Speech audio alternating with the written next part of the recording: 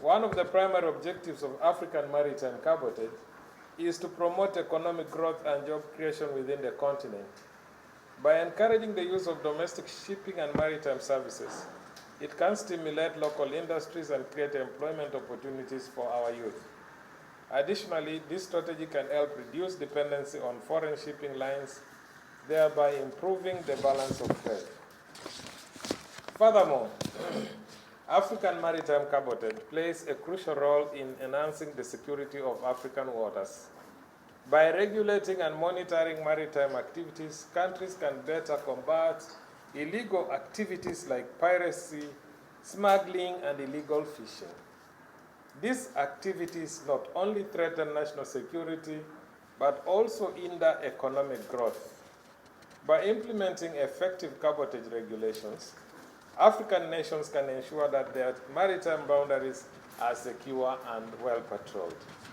It is also essential to emphasize the environmental benefits of African maritime cabotage. Using domestic shipping for regional trade can lead to a more efficient and eco-friendly transportation. The African Union and regional economic communities must work together to harmonize regulations, share best practices, and create a unified vision for the future of African maritime trade. It is challenging but worthwhile. It is a challenging but worthwhile endeavor, and one that requires the collective efforts of governments, industry, stakeholders, and international partners. African maritime cabotage has the potential to transform the continent's coastal regions into vibrant hubs. And when we talk about intra-Africa trade, we are talking a lot about the last 30 years of evolution in the maritime industry, the investment by many African countries to develop their ports. The development of the ports was with an aim of enhancing economic growth, creation of jobs, and many other related activities so that the countries can prosper. PAMESA, as a platform for best practices, for exchange of best practices and capacity building, will be working alongside all the different authorities in each and every countries, including the lending countries, to ensure that the citizen benefit from this activity. The concept, it has been implemented extensively in West Africa. They are applying it and they are getting the benefits. You meet with people with 10, 6, 7 ships, but they do the Western ring using this particular concept. And so in the eastern part of Africa, coming all the way from Djibouti to South Africa to islands, to Seychelles, Mauritius, we are yet to put up that kind of a framework to allow our upcoming shipping companies to be able to go into the shallow waters and build the capacity so that they can be able to become also quite vibrant in this whole business of shipping, because that is where the real blue economy resources are domiciled.